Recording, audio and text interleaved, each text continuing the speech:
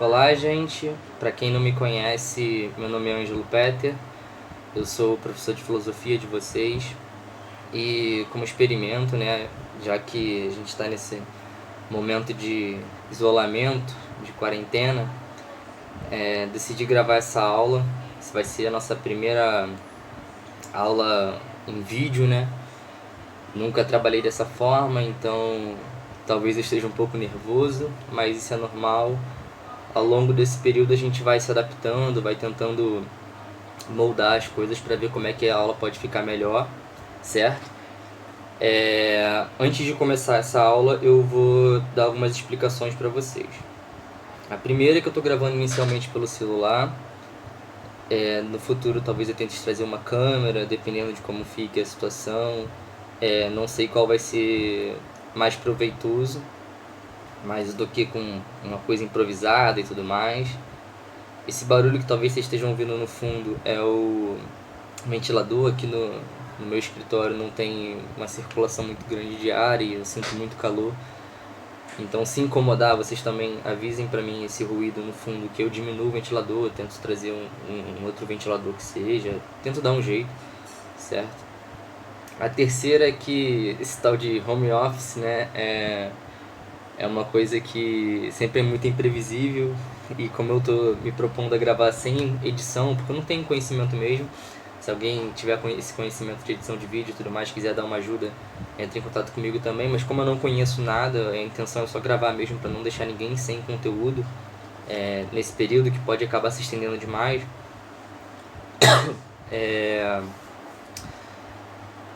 Talvez possa acontecer alguma coisa de imprevisto, meus filhos podem acabar entrando aqui, pode acabar caindo o celular e eu tento dar uma pausa e volto no mesmo vídeo, eu não sei como é que eu vou fazer ainda.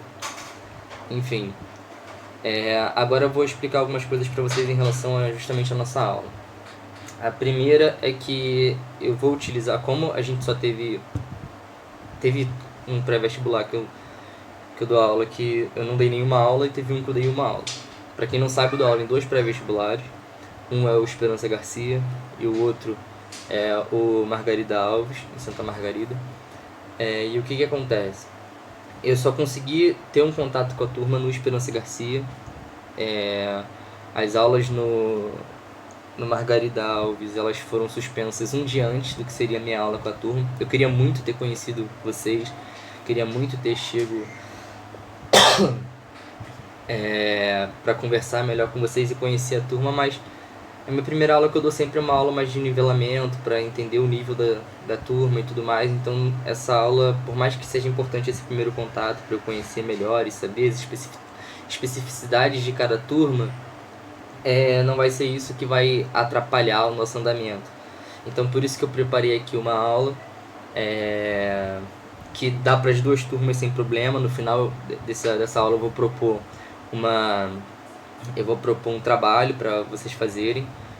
Então tá tudo especificado lá, vou mandar o modelo, aí lá no modelo vai ter direitinho, em vermelho onde é para colocar o nome, onde é para colocar o pré-vestibular que estuda, onde é que é para colocar o texto e tudo mais, então fiquem tranquilos.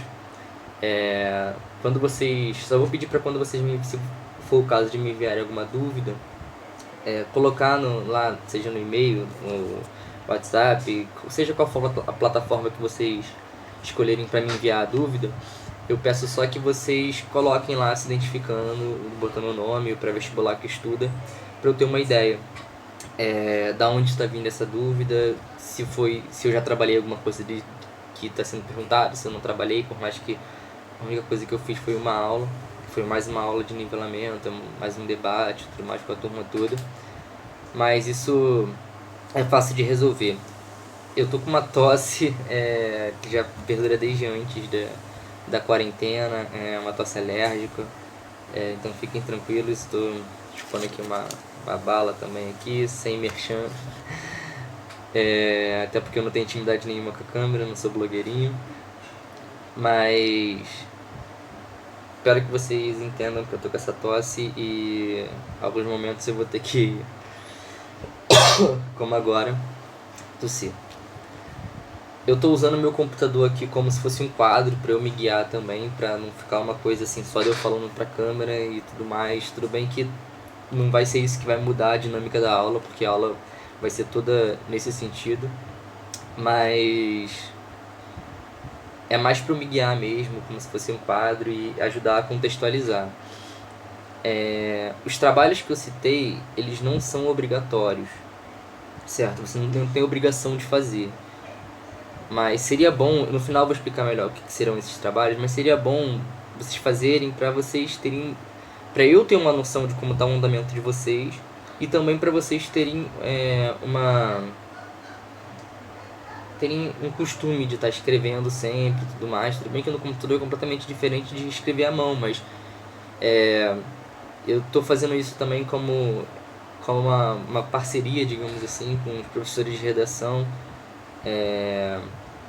E aí a ideia é estar pedindo para os alunos escreverem cada vez mais redações e tudo mais, mesmo que seja com o tema da minha aula, mas que use o modelo do Enem, use uma redação lá, dissertativa, argumentativa, para você estar acostumado a escrever nesse molde para chegar lá na hora de escrever uma redação. Eu falo Enem porque é o principal, que todo mundo fala, mas vestibulares em geral, na hora de você escrever uma redação, você tem uma noção do que você vai fazer com isso. Como eu já falei, eu nunca trabalhei com aula em vídeo, peço perdão se ficar muito chato, se ficar qualquer coisa, mas mandem o feedback de vocês, que aí eu consigo melhorar pra gente ter uma dinâmica melhor com a aula, certo? Nós hoje vamos trabalhar a filosofia. Ela é dividida de diversas formas. Uma delas é a divisão temporal. O que seria essa divisão temporal? Basicamente, dependendo da faculdade que a gente entra, eu, por exemplo, fiz a Rural. Na Rural, o calendário, ele tem 8 períodos, certo? São 4 anos, 2 períodos por ano. Então, o que acontece nesses períodos? Você estuda primeiro, no início da faculdade, a filosofia antiga, você passa pela filosofia medieval, você chega até a filosofia moderna, e depois você estuda a filosofia contemporânea, filosofia da linguagem, filosofia contemporânea, filosofia da história, umas coisas assim. Também tem uma divisão moderna da filosofia, que eu vou falar mais pra frente, sobre realismo, niilismo, existencialismo e tudo mais, deísmo. São áreas de estudo da filosofia mais modernas que separaram essa filosofia contemporânea para você saber se contextualizar. Isso também existia na filosofia antiga, mas não era tão presente, porque os filósofos antigos eles tinham esse costume de terem várias formações. Por mais que não existia uma formação acadêmica como existe hoje, eles tinham várias formações. Um filósofo ele não era só um filósofo, ele era um filósofo, ele era matemático, ele era um estudioso da natureza, principalmente, um biólogo, um físico. Eles tinham essas atribuições porque não existia na filosofia antiga a separação da filosofia. Então eu sempre dou esse exemplo. Para você estudar, por exemplo, na academia de Platão, na escola de Platão, digamos assim, você tinha que saber matemática, porque Platão acreditava que os números, essa capacidade de abstração que você tem para imaginar um número, porque você já parou para pensar, por exemplo, você já perguntou para uma criança, tenta fazer uma conta de matemática, 2 mais 2 que seja, sem ela usar o dedo, sem ela usar o milho, sem ela usar nada, é muito difícil, porque a criança é muito material, então ela se apega muito àquilo que é material. Quem tem filho, sobrinho, em casa vai saber do que eu estou falando. Então, quando a criança, você pede para ela contar, ou ela usa o dedo já, se ela souber usar o dedo, ou ela pede para usar um milho, ou alguma coisa assim para contar, porque ela não consegue abstrair para pensar no número. Então, abstrair o conceito de número, né? E aí, pro Platão, você já adulto, né, você saber matemática, você saber aritmética, saber geometria, você conseguir abstrair para pensar num triângulo, calculá-lo e tudo mais, essa era uma capacidade que era necessária para a filosofia, essa capacidade de abstração. E você tinha que saber matemática, você estudava matemática na academia de Platão. Então, mas hoje nós não vamos trabalhar Platão, nós vamos trabalhar um pouco antes disso. O que é um pouco antes disso? Nessa divisão da filosofia, a gente vai começar pela filosofia antiga, mas tem uma coisa que seria pré-Sócrates, digamos assim. O Sócrates, ele... Por mais que muita gente fale de Sócrates e tudo mais, tem aquela... Acho que hoje a gente consegue ir até Sócrates dependendo do quanto tempo durar. Não quero me estender muito para não ficar chato, mas o Sócrates tem uma polêmica em torno dele, se ele existiu ou não. Porque nós sabemos que existem 3 Sócrates, certo? O Sócrates de Platão, que Platão cita muito Sócrates. O Sócrates que aparece em Aristófanes e o Sócrates que aparece em Aristóteles. Então são 3 Sócrates que a gente tem, essas descrições.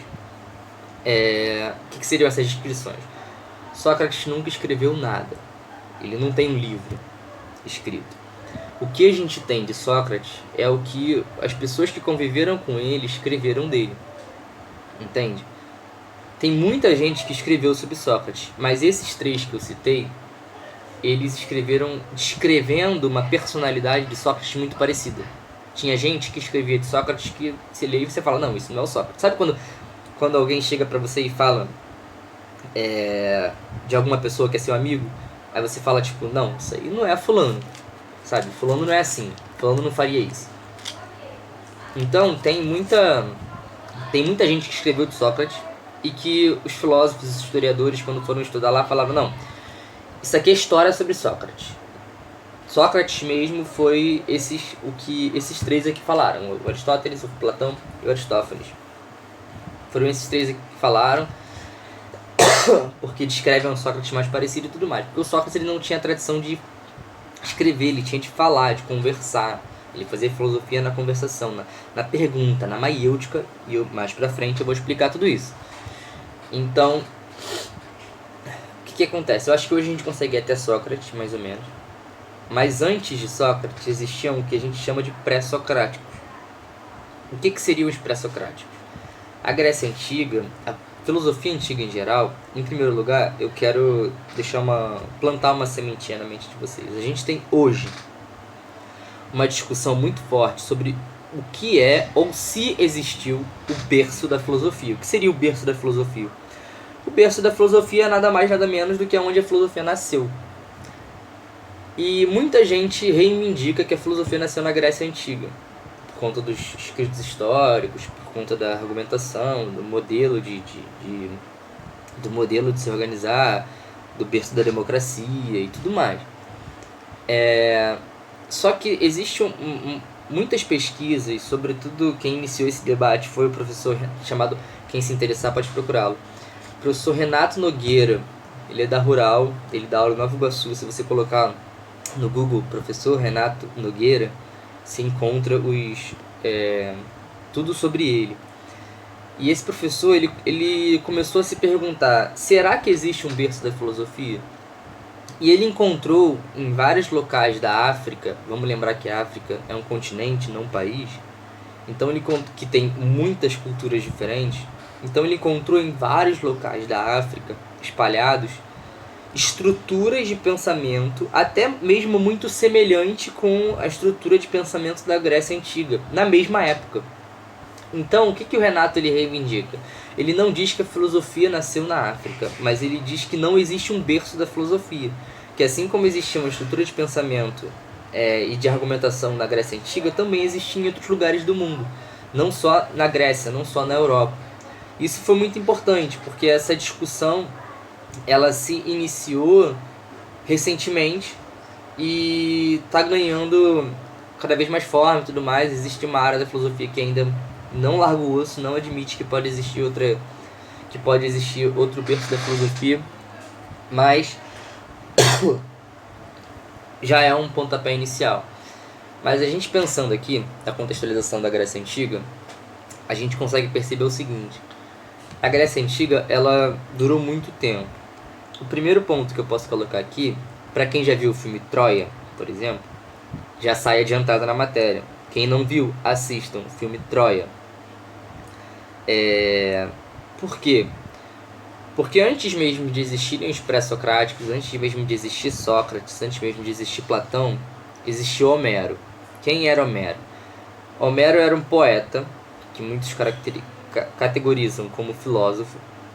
E o Homero, ele viveu muitos e muitos séculos antes de Platão. E ele descreve o que teria sido a Guerra de Troia. Sabe? Antes de existir os filósofos, né, digamos assim. mas ele descreve através de poesia. Então, se você procurar na internet também agora, dê um Google aí.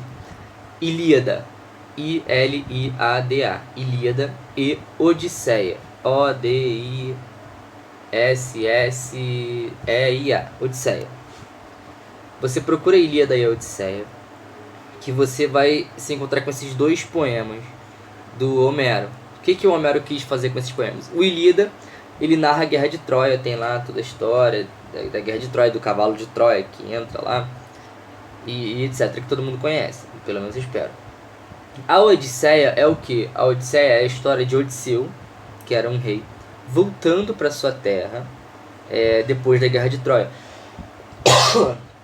Ele vai parar numa ilha, enganado, chega a querer ouvir o canto das sereias. Enquanto isso, a esposa dele, tem a história de que a esposa dele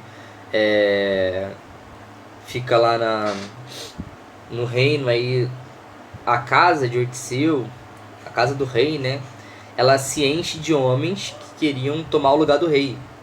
Então a esposa do Odisseu sabia que o Odisseu ia voltar, eu esqueci o nome dela agora, perdão, mas ela sabia que ele iria voltar, ela sentia que ele estava vivo, só que as pessoas começaram a pressionar para escolher um rei naquela cidade, um governante.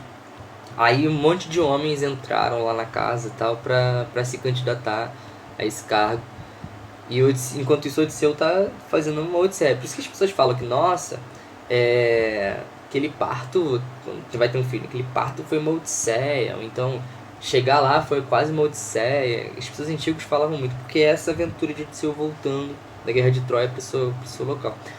Só que enquanto isso, o que a esposa do Odisseu faz?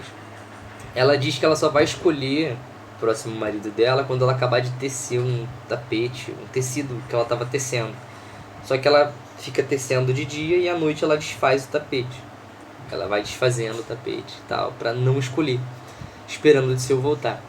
Só que o Odisseu ganha uma maldição quando ele sai de uma ilha, e ele não fica parecendo ele fica parecendo um homem muito velho e tudo mais, tudo menos ele. E aí o que acontece no final é que quando ele chega lá e tal, ele desafia os homens lá até pra uma coisa de arco e flecha, que ninguém consegue, ninguém é tão bom no arco e flecha quanto o Odisseu.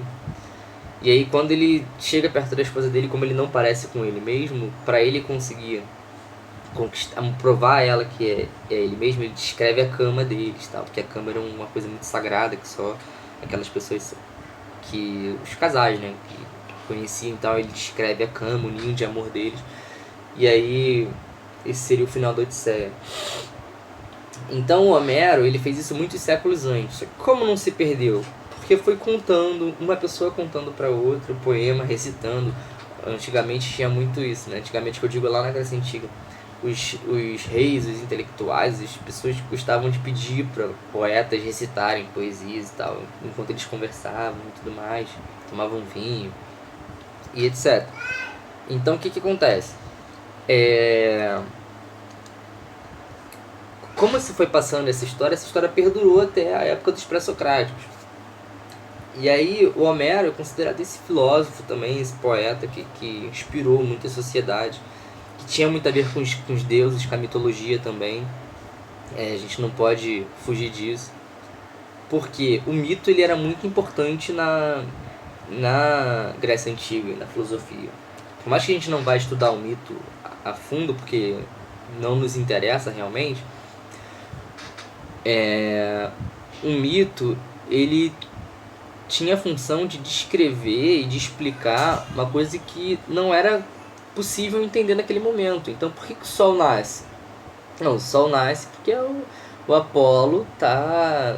O deus Apolo, ele tá cuidando do Sol para ele subir, para trabalhar junto com Artemis e tudo mais, quando vier a Lua e etc.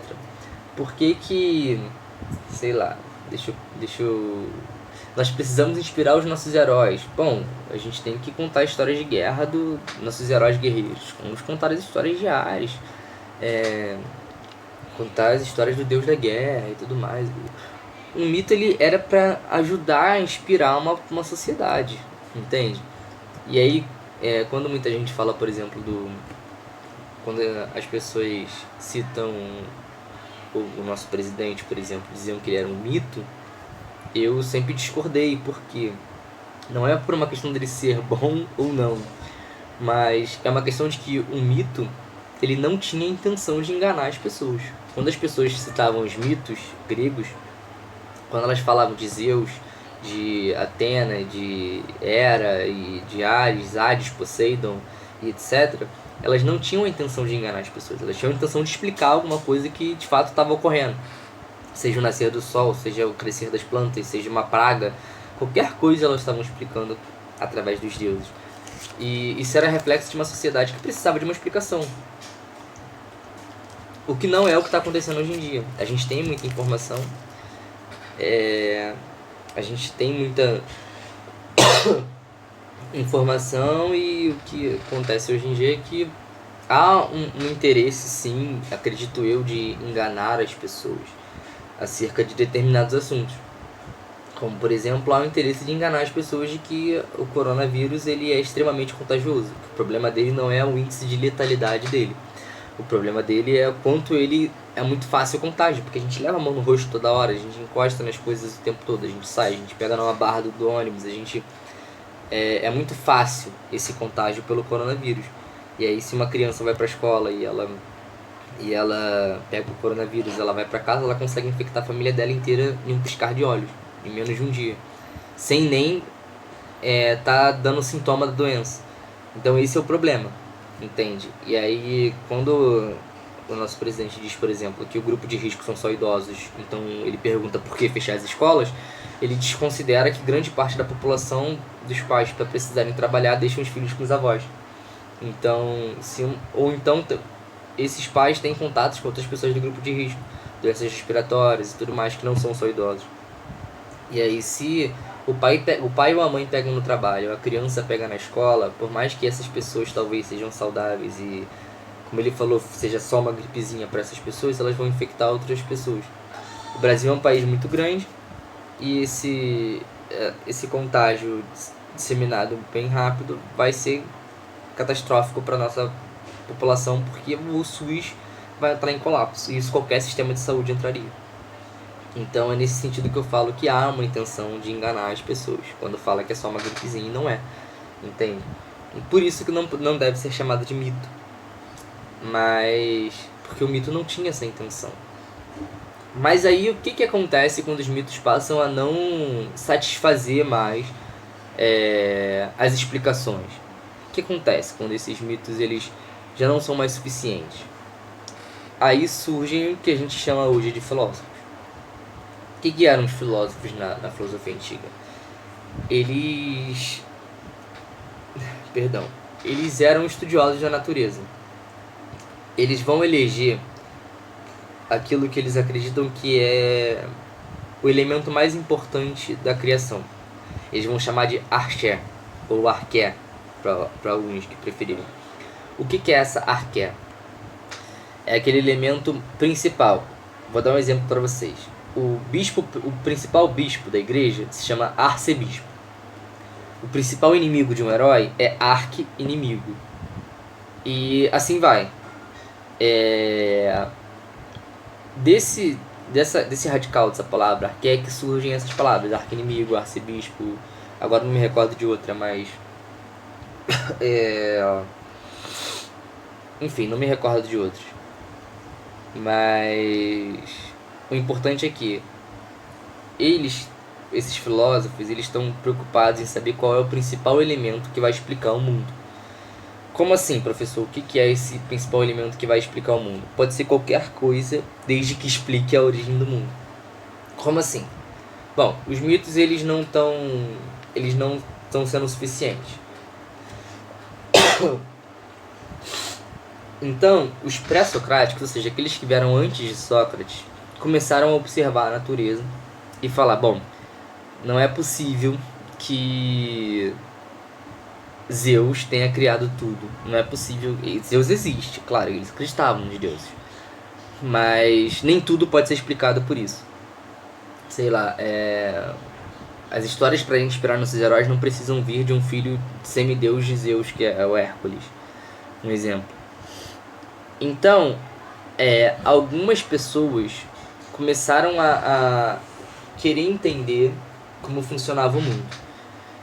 E aí vem aqui, eu coloquei aqui algumas frases deles para explicar, a partir dessas frases, o que seriam suas arqués, o que seria o seu elemento principal, digamos assim.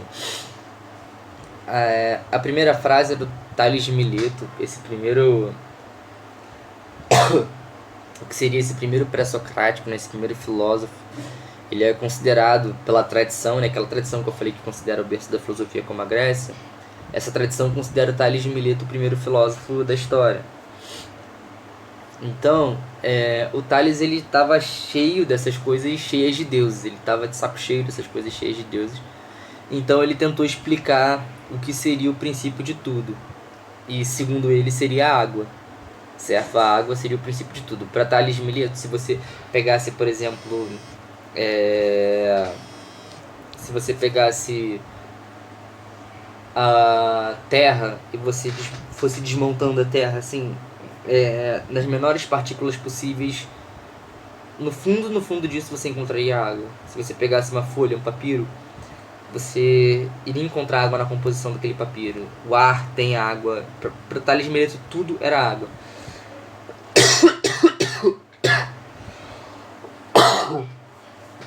Perdão, gente.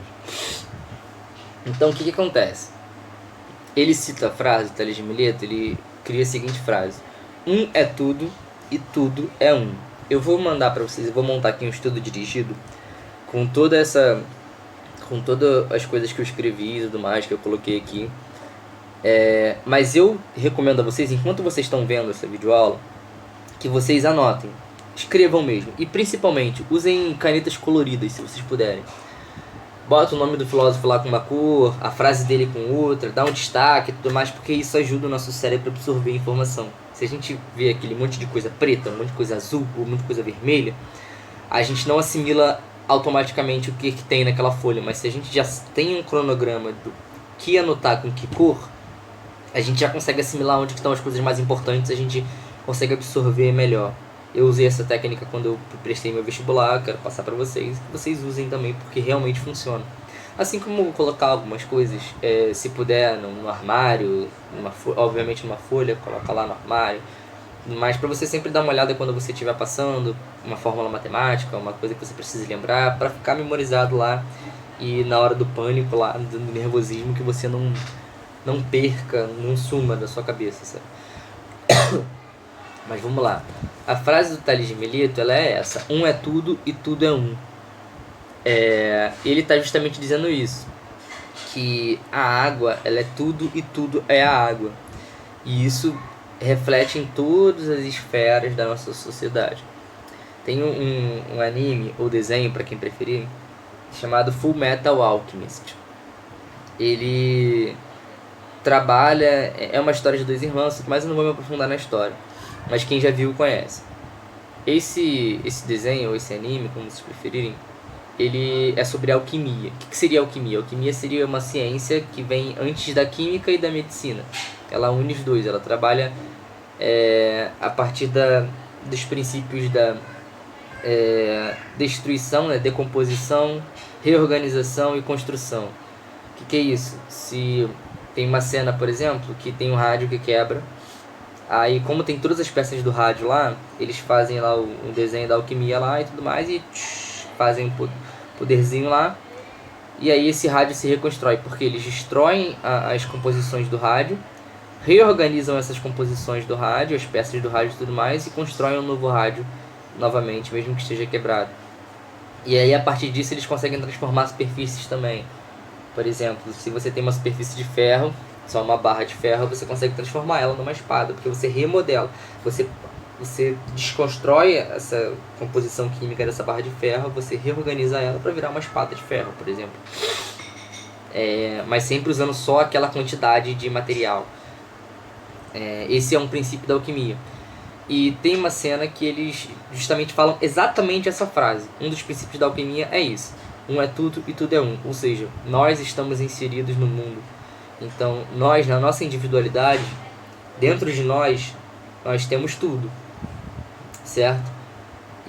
Mas ao mesmo tempo, todo esse mundo é composto por vários uns que se reúnem para virar um tudo. E esse tudo tem mesmo material genético e químico desse que somos nós, sabe? Talvez tenha ficado um pouco confuso, mas basicamente segue esse raciocínio de que nós somos o universo e o universo somos nós, sabe? Nós temos, assim como nós temos universos dentro de nós também construímos esse universo para fora.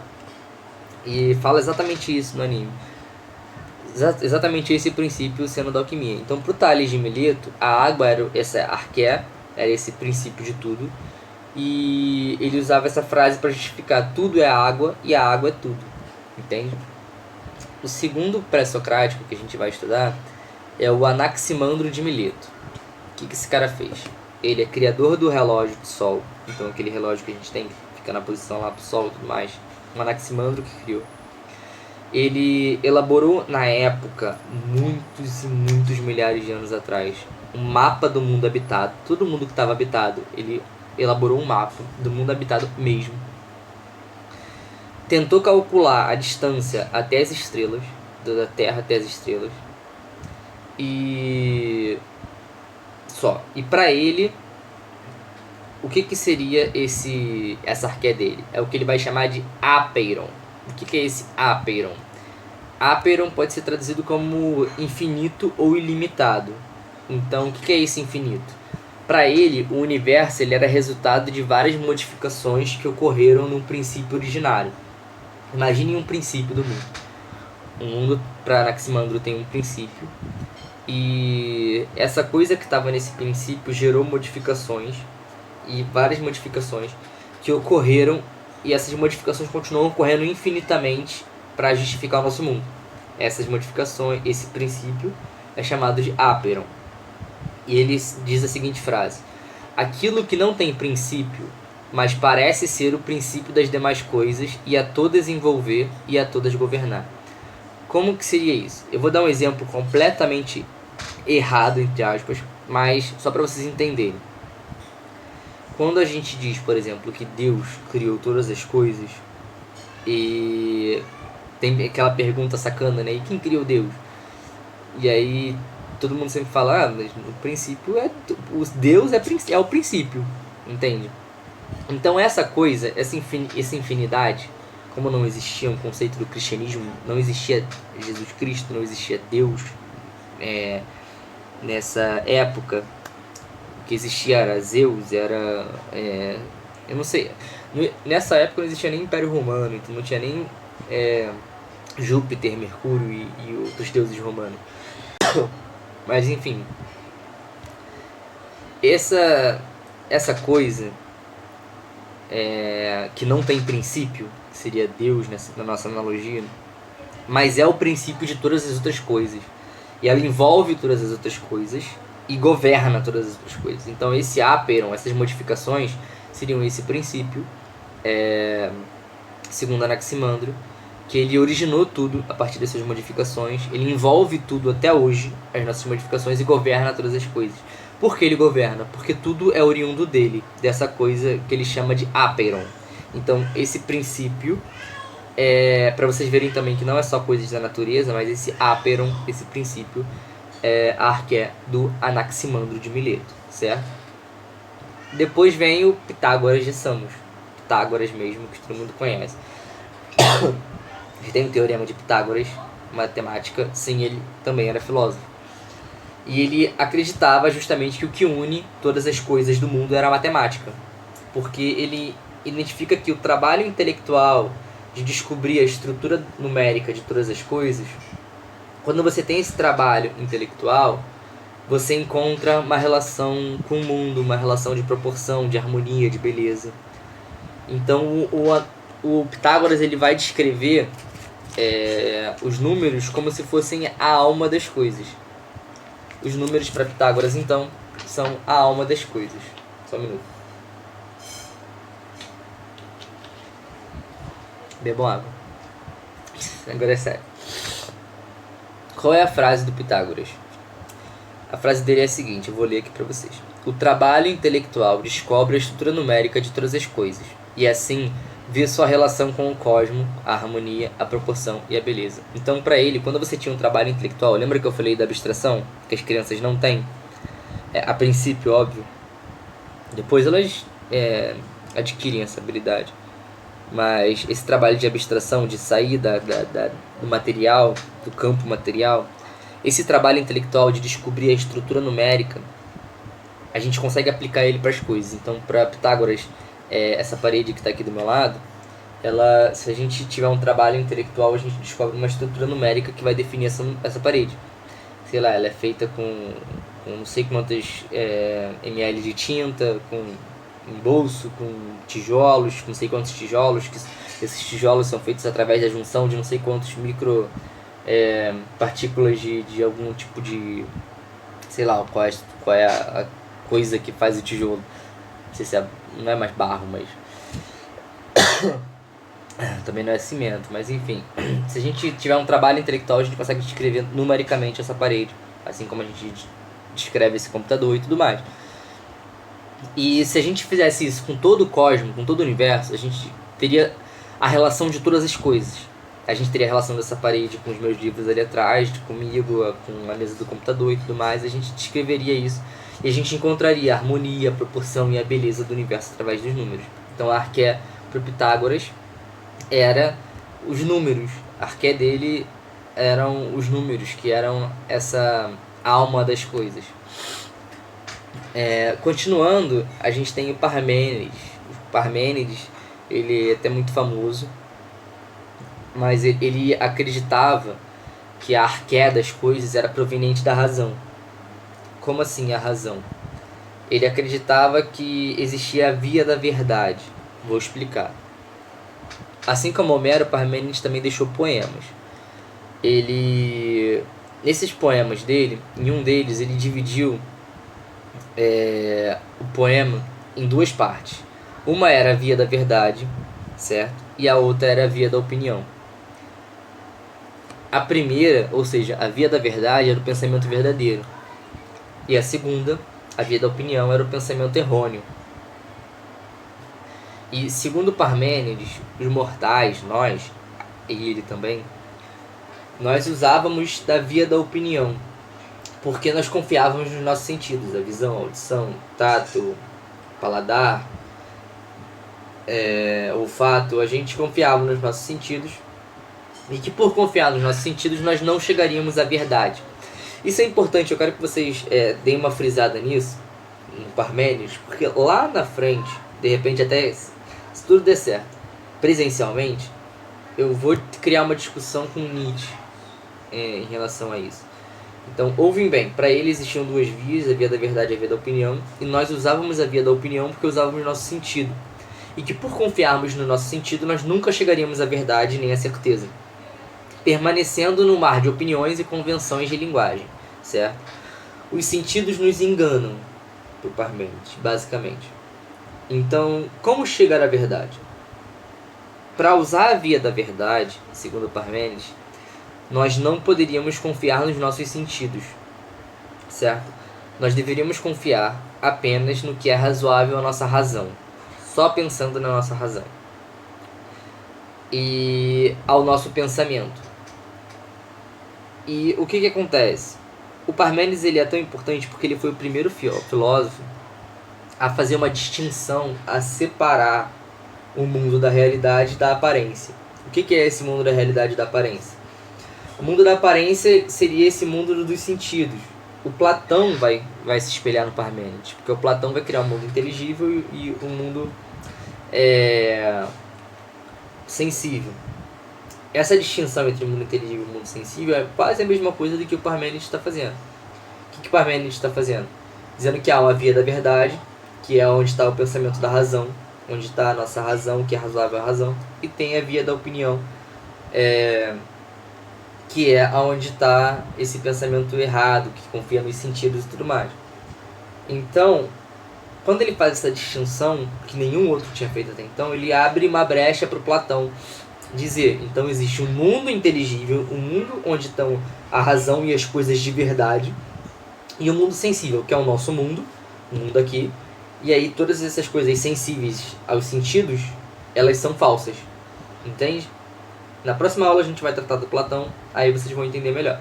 Mas fiquem com essa informação e dão essa frisada, porque é muito importante essa distinção entre realidade e aparência que ele vai fazer. E o último, eu vou realmente até Sócrates,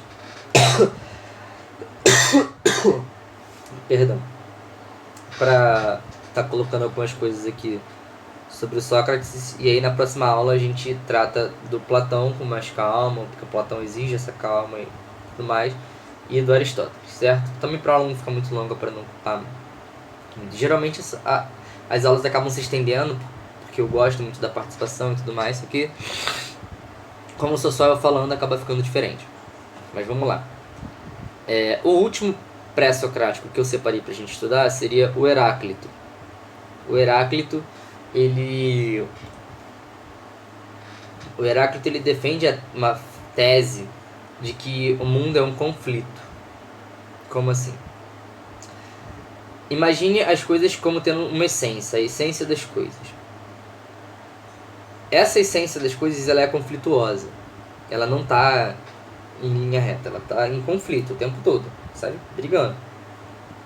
A realidade, ela segue um fluxo, certo? E a essência das coisas é a mudança. Então, dentro desse fluxo que segue a realidade, existem muitas mudanças o tempo todo de todas as coisas. Então, esse conflito, pro Heráclito, ele é o equilíbrio do universo. O que seria o conflito? Dia e noite são um conflito, mas eles se equilibram, porque são opostos. Sol e chuva, criança e adulto, calor e frio, morte e vida, todas essas coisas que são opostos se complementam. E um só pode ser entendido em razão do outro. A gente só pode entender o sol em função da chuva. A gente só pode entender o dia em função da noite. Senão a gente não precisaria existir um conceito de dia, porque não teria noite. Entende? Imagine um mundo onde sempre fosse só dia. Você não perguntaria se está de dia ou está de noite. Você viveria achando que aquilo ali sempre existiu, sempre foi assim, e vai continuar sendo assim. E vai ser só dia a vida inteira. E aí você pode existir o conceito de sol, porque também existiria o de chuva. Mas dia e noite, se as pessoas não morressem, existiria o conceito de vida? Eu tô vivo.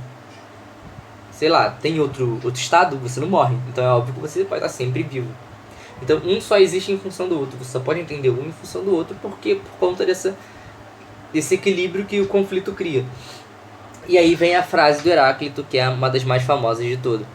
Tu não podes entrar 2 vezes no mesmo rio. Em que sentido? Se você entra em um rio,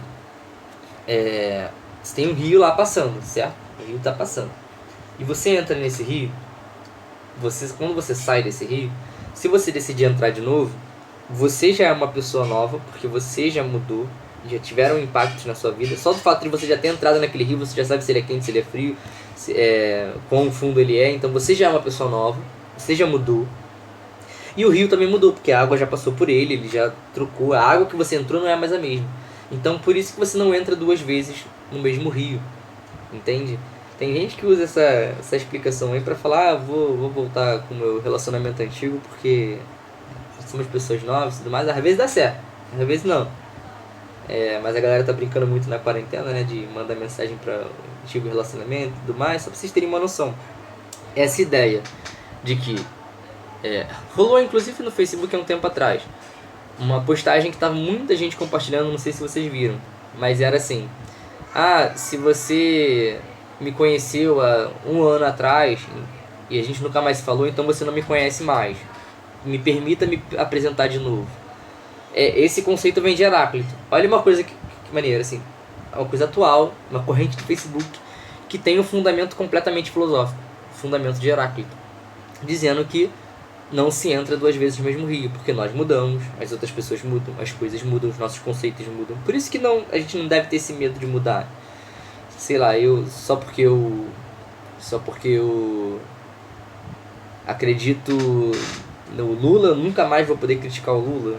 Sei lá, não, cara, você pode mudar de opinião, entende? Criou-se uma ideia sobre mudar de opinião ruim, né? Você não tem opinião, você muda de opinião toda hora. Mas nós não mudamos o tempo todo. Lá atrás o Heráclito já sabia disso. E hoje a galera ainda tá batendo cabeça por causa dessa história. Entendem a importância da filosofia nesse sentido?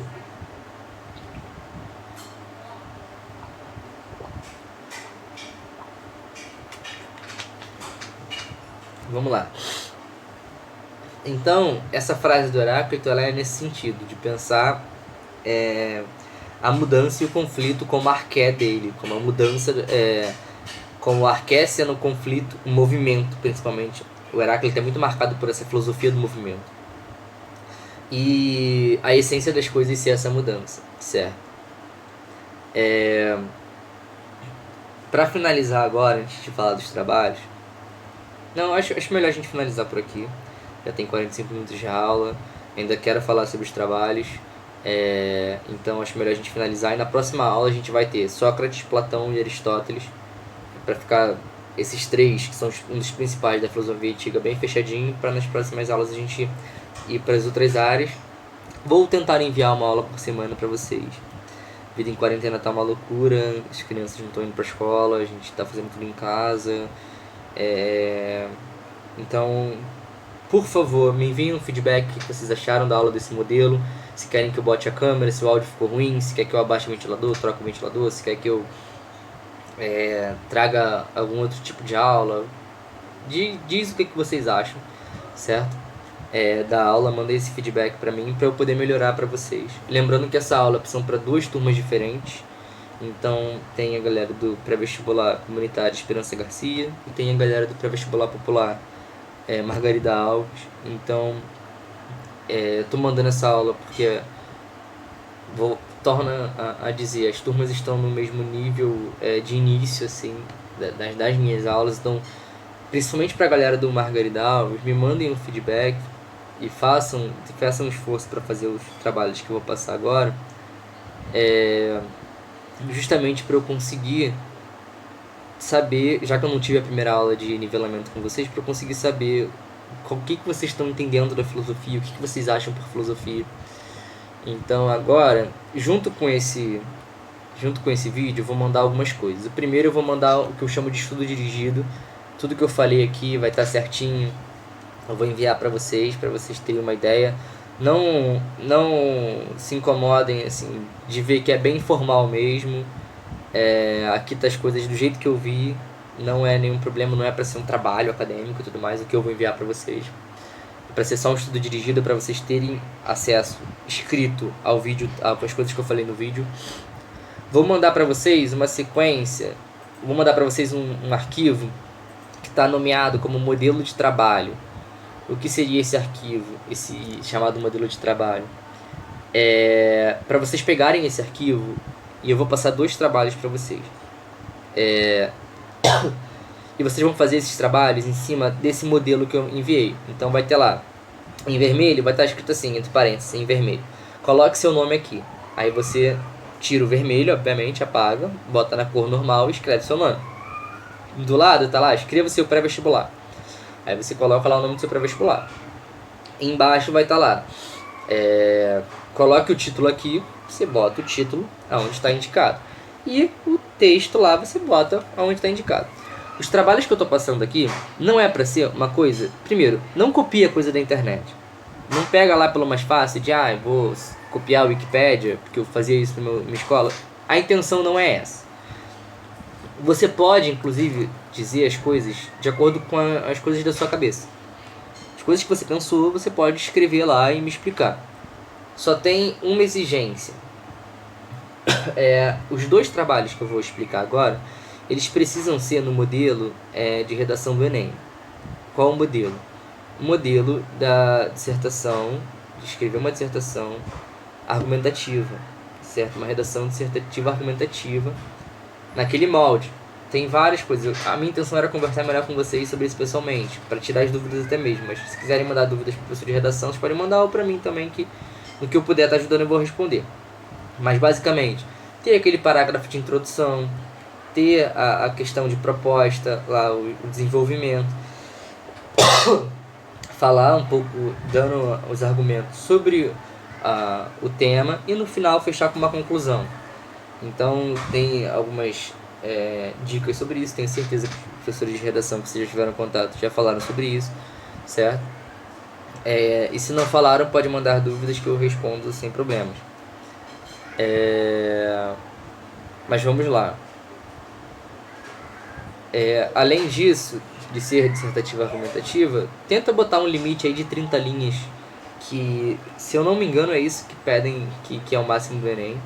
Não é à toa que sempre tem uma galera que fala, né? Faz um parágrafo de introdução de 5 linhas, faz 2 parágrafos de desenvolvimento de 10 linhas e faz um parágrafo de conclusão de 5 linhas. Ou então tem gente que fala, faz um parágrafo de introdução, 5 linhas, faz 2 de 5 linhas de desenvolvimento, depois faz mais um de contraproposta, né, do desenvolvimento, e no final você faz a conclusão de 5 linhas também.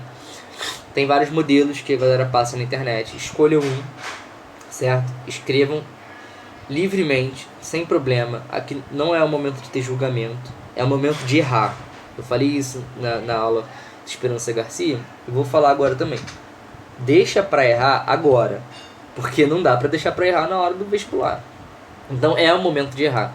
Então mande o que você entendeu de fato, mande o que você quer falar e tudo mais dentro desse molde, que eu vou avaliar, eu vou entrar em contato de volta, vou mandar um e-mail de volta pra pessoa e tudo mais. E aí vocês vão saber se vocês vão conseguir se guiar e a gente vai evoluir. Até o final do ano a intenção é que vocês estejam acostumados a escrever uma redação, para não ter problema na hora de escrever a redação. E tô fazendo isso para ajudar também os professores de redação, que não dá para ficar corrigindo a redação o tempo todo, então eu corrijo com vocês e tudo mais, e a gente vai vendo o que dá pra gente fazer, certo? Então vamos lá. Eu também vou mandar esse escrito, mas aqui vai já falado. Primeiro trabalho. Porque minha garganta está seca.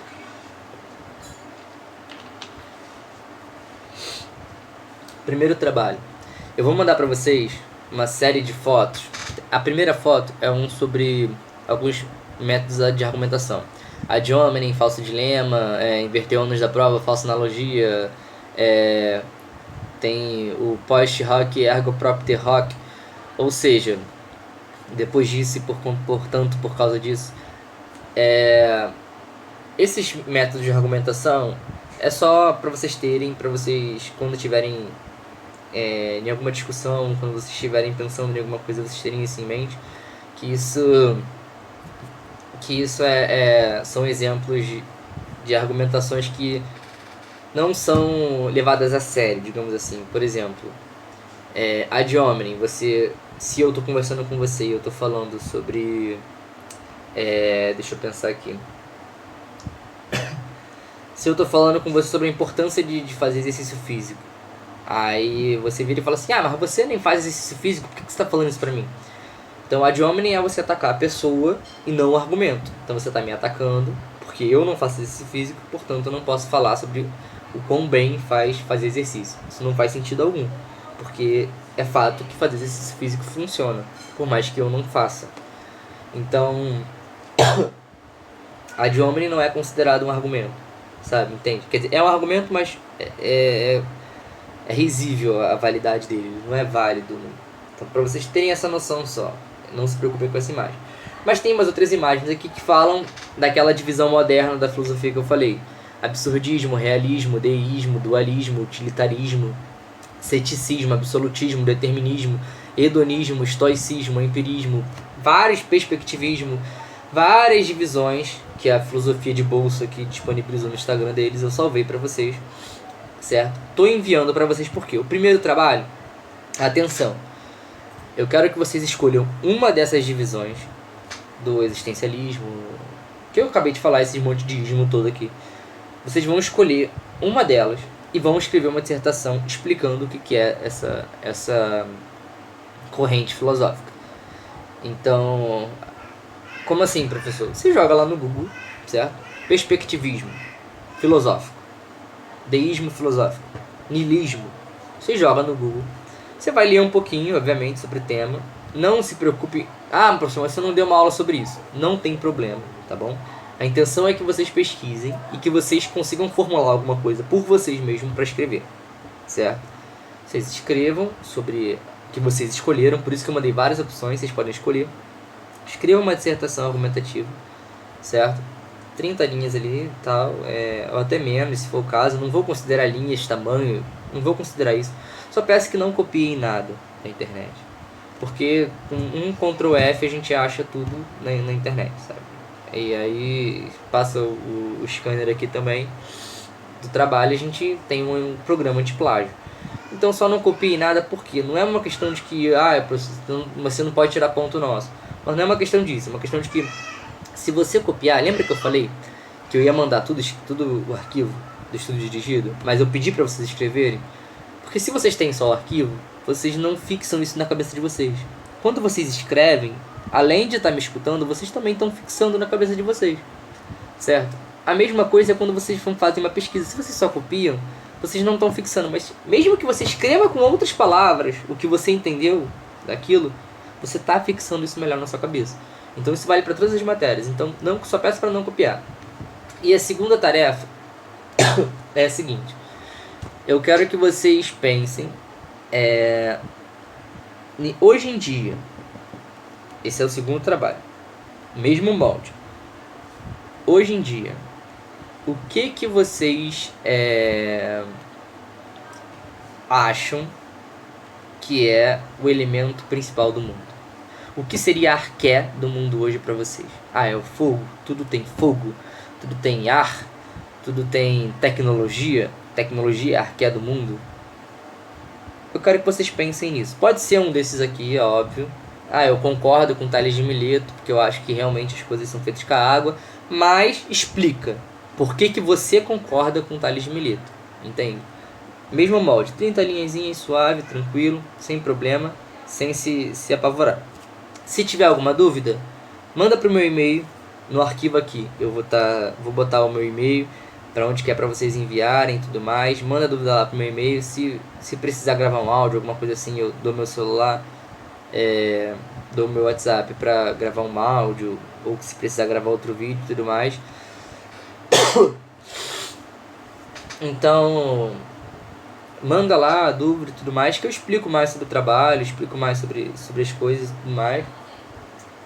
Só que a principal questão fiquem tranquilos, não é um trabalho bicho de 7 cabeças, é uma coisa simples para vocês fazerem, é só escrever, não tem problema estar errado, até porque eu tô pedindo a opinião de vocês, não tem como opinião ser infinitamente errada, 100% errada, a não ser que vocês estejam tratando de ciência, e até mesmo a ciência ela é designada através de opiniões, que viram teorias, que viram teses, que são testadas e tudo mais.